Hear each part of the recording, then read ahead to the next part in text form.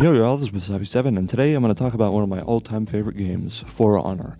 By the way, while I'll probably end up making some mentions of the multiplayer here and there, my main focus for this video will be on the story mode single-player campaign. Also, this review does have spoilers, as I give a rundown of the story. If you'd rather not have it spoiled, skip to the time on screen now. This game takes place in a land called Heathmoor. The land is divided up into three separate areas: Valkenheim, the land of the Vikings; Ashfeld, the land of the Knights; and the Mire, the land of the Samurai.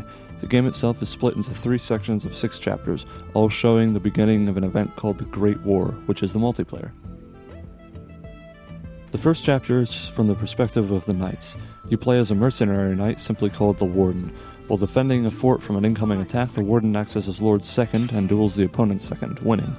This keeps the enemy from taking over the fort, but the Warden is conscripted into the attacking force, the Blackstone Legion, as a knight. Later, you meet Apollyon, the 8th warlord of the Blackstone Legion. She's got a plan to make Ashfeld great again, but instead of building a wall, she's going to kill anyone who gets in her way.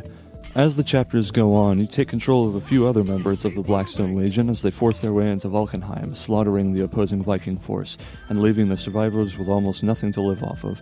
It's at this point some knights, especially the Warden, are starting to have second thoughts about Apollyon, stating, I took an oath to fight for peace.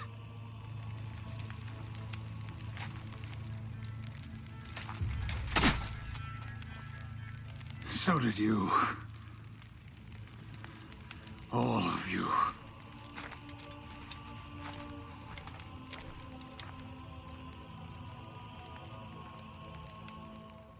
At this point, you begin the Viking perspective. As the Vikings, you play a couple years after Apollyon's attacks as a warrior called the Raider. The Raider is sick of a different Viking called Ragnar hoarding all the food, so he's gonna go kill him and redistribute it to the masses, in an attempt to reunite the Viking peoples and push the Blackstones out of Valkenheim. Later on, the Vikings learn that the Samurai have had a particularly good year of harvest. Doing what the Raider did best, he rallied his troops for the Great Raid, sending a fleet of Vikings to the shores of the Mire to loot and pillage, restoring the spirit of the Viking raid. After the Raider fucks shit up, killing 2 renowned Samurai generals, we switch gears to the Samurai perspective. It would appear that Ashfeld and Valkenheim weren't enough for Apollyon, and now she's headed towards the Mire.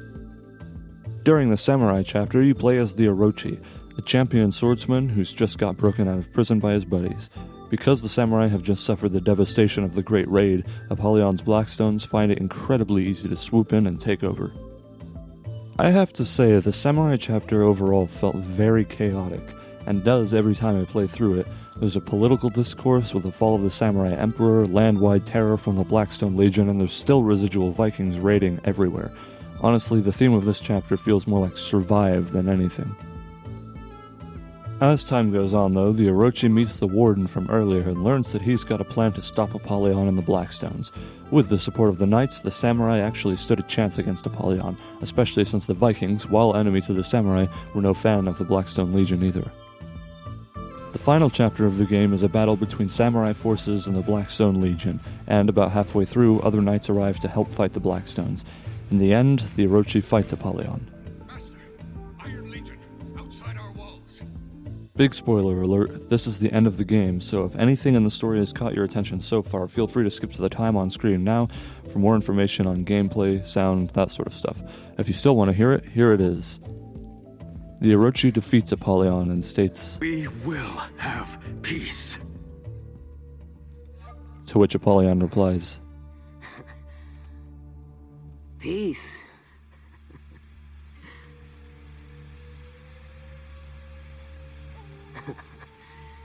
So, what happens now? You all just go home?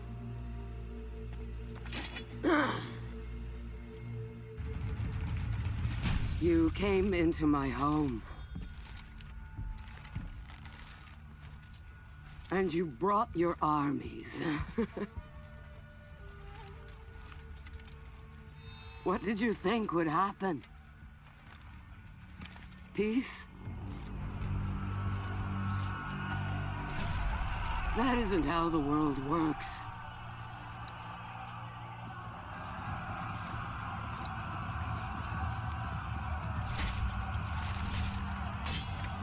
Don't speak to me of your virtues.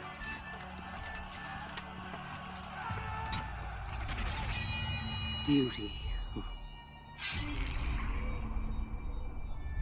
Kinship.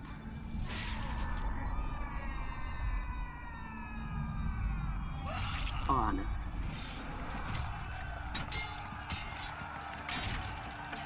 You've forgotten what you are.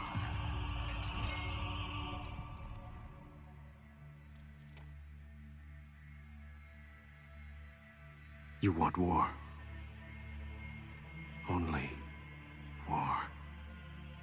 All I want is for you to admit what you are.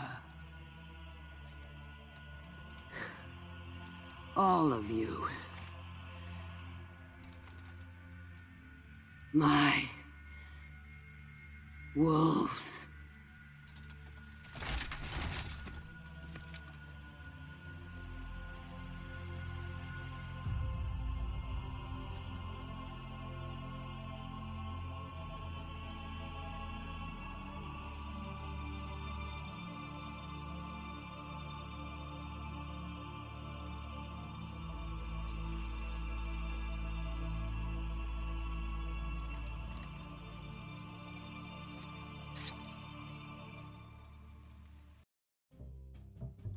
If you skipped ahead, welcome back. First of all, I suppose I'll talk about what my thoughts are on the story, spoiler-free.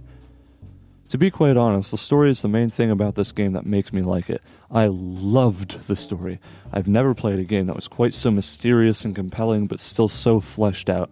Every time I finish the game, I wish to no end that there was more, and the fact that the ending of the game sets it up for the multiplayer so that the multiplayer acts as an everlasting sequel is beautiful. All the characters sound believable and interesting, all with such a small amount of development, it's almost phenomenal. It's also one of few games and stories at all, for that matter, that I've played where the villain has some honest, compelling reason to join them. In this game, too, the main antagonist seems more like a mentor archetype at first. Moving on to the gameplay, For Honor, even without all of the bug fixes and damage adjustments the multiplayer has received, has the single best combat system I've ever seen. It's set up like a fighting game where every character has a moveset, but in a 3D environment. There's the standard heavy attack, light attack, and block, of course, but there's also parrying, deflecting, guard break, undodgeable attacks, unblockable attacks, bashes, and my favorite part about the game, executions. Basically, if you kill an enemy with a heavy attack, you can choose to execute them, which is sort of like a fatality in Mortal Kombat.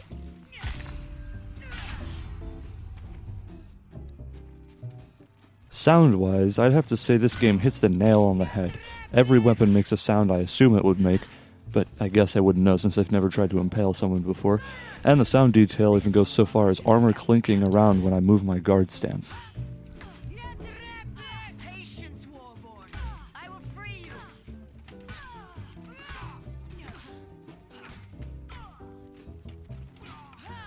The sound effects for video game stuff like healing and clicking a menu button are also very nice.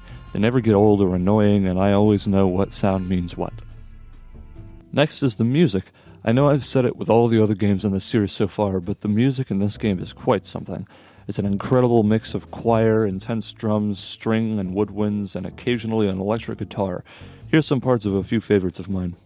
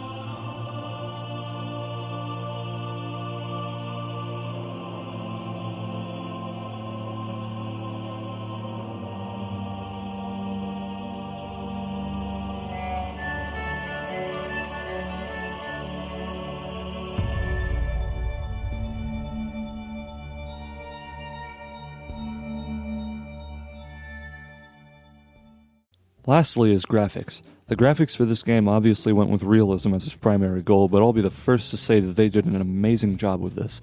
Not to mention the immense amount of armor and weapon pieces that can be mixed and matched, at least in the multiplayer, to make different looking heroes is incredibly vast. I mean, look at this. All three of these guys are the exact same class. And I suppose that's pretty much all there is. As I said, more than anything in this game, the story is what shines out to me. It's always so interesting to me because the game isn't particularly long. The characters are nothing incredible, and there's no plot twists or anything like that, but it still manages to be one of the singular best video game plots I've ever experienced. For Honor is truly an amazing game just for that, and I think I'd love this game just as much even if there were no multiplayer to complete it. Anyways, thank you guys so much for watching. If you enjoyed this video, like and subscribe to join the Chorus Rebellion. If you have any suggestions for other games I should play or ways to make these reviews more enjoyable, don't hesitate to leave a comment. If you want to support me, there's a link to do so in the description below. That's about it. See ya!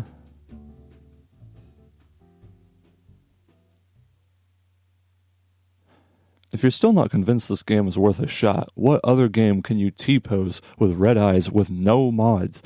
That's right, the developers themselves added this shit in. What a goddamn game.